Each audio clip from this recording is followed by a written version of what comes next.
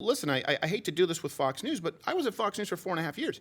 My own interviews that I would do on Fox News, at this point I maybe had 50,000 subscribers on YouTube, were removed. When I would ask, hey, can I upload them? I said, sure. And they said, you know what, we actually don't want these things going on YouTube because we don't think it has the longevity.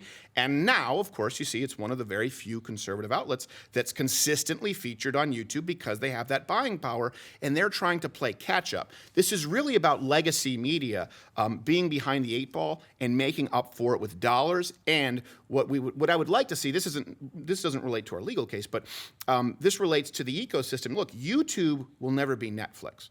And if they want to understand their business model and how they survive, it's not by letting legacy media try and corporatize YouTube, right? It's by focusing on and supporting their content creators.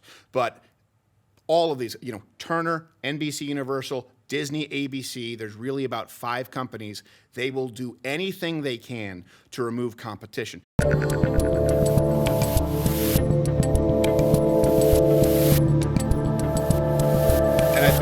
It's never, like Bill has said, it's never been a plan of this strategy. It sort of was accidental with the Vox Adpocalypse, though. Remember, we found out afterwards, we're like, why aren't they reaching out to us? It turns out that Alphabet took a nosedive their stock after the Vox Adpocalypse because a lot of people were upset. And, sometimes the market puts people between a rock and a hard place where it's, okay, either appease the people who work in your Northern California offices or piss off half of the most powerful nation on earth. Right. And that's where they often find themselves. Crowder, when that Adpocalypse thing happened, and it had a lot to do with you got into a little skirmish with this Carlos Maza guy from Vox, who happened to be the same guy who lobbied Pete Buttigieg to not do my show and, runs around calling everyone white supremacists and the rest of it. Does that asymmetry drive you nuts? That they can say whatever they want about us all the time. We know that. And they can do whatever damage they want to our businesses. But then, and I correct me if I'm wrong, but I'm pretty sure he's like a privileged partner or whatever they call it on YouTube. While he can say whatever he wants about us, but if we were to do the same with him, you lost your ad rev for what, a year on YouTube? More than a year, right? I don't know exactly what it was. I will tell you this, though, to be fair, I never really focused on that guy, and I hate to correct you, but really, this was just one of, or several videos in a series of criticisms of Vox. Vox would do their Explain series. So we criticize Vox all the time, just like we do with John Oliver, just like we do with Vice, just like we would do with Slate. And this was really kind of edited out of context. What it was for me, my problem there was NBC Universal, Vox, one of the most powerful companies in the world, who also happen to have a lot of advertising dollars that they spend with a company like YouTube, trying to get the independent content creator removed. And by the way, also they co-produce a show, YouTube and Vox, along with there's licensing agreements with Netflix. So for me, it was really important, and I think this resonated with people as opposed to individuals. It was a David versus Goliath where it's like, look, it's easy to say, hey, we have a big following and a big show, but we've built this over years, and NBC Universal Vox is trying to take that away because they were late to the party. They wanted to keep everything off of YouTube. We were there when they were copyright claiming everything and not putting anything on YouTube, and then they wanted to compete. And not to, listen, I hate to do this with Fox News, but I was at Fox News for 4.5 years. My own interviews that I would do on Fox News, at this point I maybe had 50,000 subscribers on YouTube, were removed. When I would ask, hey, can I upload them? I said, sure. And they said, you know what, we actually don't want these things going on YouTube because we don't think it has the longevity. And now, of course, you see it's one of the very few conservative outlets that's consistently featured on YouTube because they have that buying power and they're trying to play catch up. This is really about legacy media being behind the eight ball and making up for it with dollars. And what I would like to see, this doesn't relate to our legal case, but this relates to the ecosystem. Look, YouTube will never be Netflix. And if they want to understand their business model and how they survive, it's not by letting legacy media try and corporatize YouTube, right? It's by focusing on and supporting their content creators. But all of these, Turner, NBC Universal, Disney, ABC, there's really about 5 companies. They will do anything they can to remove competition. What's Brian Stelter going to do? Compete with you? Right. Compete with me? Honestly, I still want to know what that guy did to get a show. Chris Cuomo, I get. His brother's governor, good-looking guy. Brian Stelter is untalented, unattractive, and uninformed, and he gets a show with no experience? Well, what's he gonna? That's why that guy, more aggressively than any other on-air host, lobbies to have people removed and deplatformed on a regular basis. It's because they're afraid of competition. So do you think you could ever get to the point of popularity, numbers, monetization, whatever you want to call it, that you would just be like, all right, I don't want to do the legal route anymore, or we're not getting anywhere, or it's a strain and stress and everything else, and I'm just going to be free, meaning I'll be on the blaze or whatever else there might be, and just not deal with this nonsense? I could probably do that now. In the sense that if we were just talking about surviving and keeping my people employed, I could probably do that now because we have a lot of people who support us and who join up with Mug Club.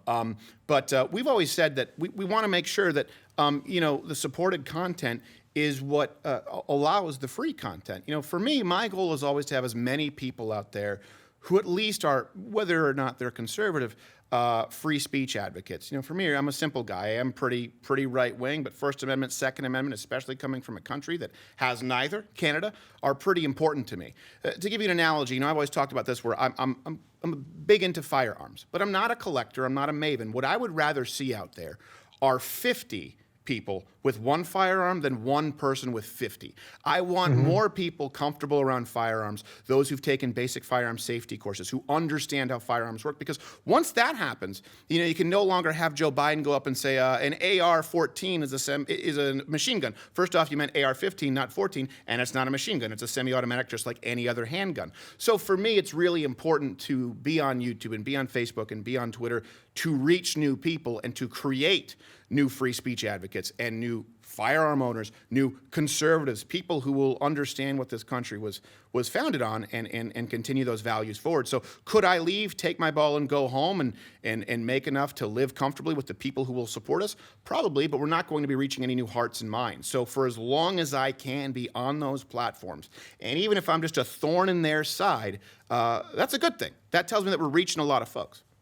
Yeah, I'm with you. Bill, what about just the culture of fear around lawyers? I sort of hit on this earlier, but just when you're talking to your colleagues or other people at your firm or just when you're talking to Crowder's fans, I mean, you got to be somewhat afraid that they're going to bust into all of your emails and whatever else we can think they can do, and probably what's worse is the stuff that we can't imagine they can do. There's certainly a concern about that. I do get a lot of communications from folks. I think the ones that are the most damning of where we've come as a culture is when I get emails from law schools across the country from law students, and I get Instagram messages and tweets and sometimes calls, and they're just like, wow, I can't say anything about this. I can't remotely show that I'm conservative. There are a few that are willing to do it, and they pay the price for it. I'm just going to get my degree, work quietly, and move along. The number of folks who, I show up and they go, oh, wow, they sent me an email. I go, wow, I didn't even realize that you were conservative. It just never came up in committee meetings or organization meetings or at a bar function or whatnot. And because of that culture of fear, and to a certain extent, you just have to say, it's okay. I'm going to accept whatever might come down that pike and deal with it, because when you're dealing with these companies, that's certainly going to happen. Fortunately for me, we've got a broad base of different clients and different folks who are supportive and really just say, great lawyers, I don't care, let's hire them, let's go get it done. I think the folks like Stephen have to really step out on a limb, and have, along with other folks who are even willing to talk about these types of things, knowing that all of the strings are controlled out of Menlo Park and Palo Alto. And you know what? On that note, for example, Gina Carano, I can say this now because it's public. Look, I've known this for a very long time about Gina Carano. Gina Carano's followed me. We've invited Gina Carano on the show, and she has watched the show. So I can't do it. So now I think we'll probably have on the show. And by the way, she decided to appear on Ben Shapiro's show. But one thing Ben Shapiro can't claim is an actual teenage crush on Gina Carano. As a brown belt in jiu-jitsu, people know I come by it honestly. And I used to watch every single Gina Carano fight, including her getting manhandled by Cyborg, who tested positive for steroids, where effectively Gina Carano was fighting a man not named Fallon Fox. But I digress. Wait. Hold on. You're saying Ben Shapiro was not a brown belt in jiu-jitsu? I'm saying Ben Shapiro didn't know Gina Carano until this happened, unless he's a Star Wars nerd. I followed Gina Carano when she was fighting in the theater leagues. I got you. But I can tell you right now, off the top of my head, I could give you another 8 to 10 Gina Caranos. Actually, and some other people, including people in the sport of MMA, including people who would be current top 10 paid in Hollywood, who would never come out, and I would never out them. They're still out there. But I can tell you Gina Carano was one of them. And I certainly hope that we have her on the show. But that's so sad to me. Because the thing about Gina Carano, I think this was a bigger story than people even realized. Because, you have a lot of people who've been deplatformed. But there are a lot of sort of conservatives who guilty, abrasive, and they're easier to hate. I think when people actually tune into what we do, they understand that people sort of go, oh, well, this is actually basic pitch conservatism. The heart in this is really not malicious at all. But Gina Carano was the first example of someone who was not really outwardly political, and nothing she said in any capacity could be interpreted as malicious. There was no malice to any of it. As a matter of fact, and I think that generally speaking, Holocaust or Hitler comparisons are ill-advised. I think she was as thoughtful and as tactful with that post as one could be, because she wasn't saying, it's like being a Jew, being a conservative in Hollywood, which what she was saying is, it started by having your neighbors snitch on neighbors. And I think that's the important thing. People use this term sort of cancel culture. And it didn't exist, by the way. I pitched the book for Change My Mind. I've talked about this many times to conservative publishers. And there was no cancel culture, so I had these. But I described SJWs. I described leftist activists. And I described people who were sort of liberal by default and sort of what ended up becoming the alt-right. But I just had different words for it. And every single publisher turned it down and said, this book is silly. No one will ever want to do a Change My Mind book.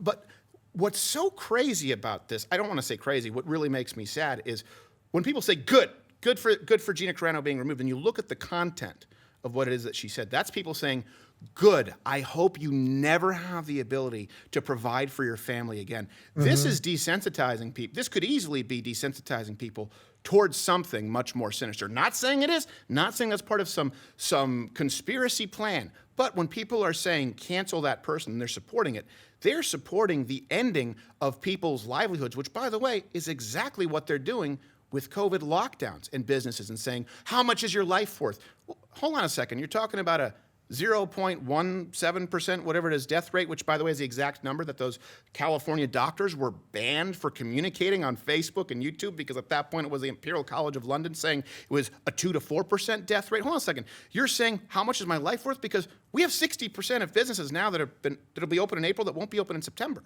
Right? How much is a livelihood worth? People right now are so quick to go along with removing someone's ability to provide for their family forever. And if you get people okay with that, I don't think it's that much of a leap to say that you get desensitized to dehumanizing people to any degree. If you're looking for more honest and thoughtful conversations about comedy instead of the nonstop yelling you get everywhere else, check out our comedy playlist. And if you want to watch full interviews on a variety of topics, check out our full episode playlist. They're both right over here. And to get notified of all future videos, be sure to subscribe and click the notification bell.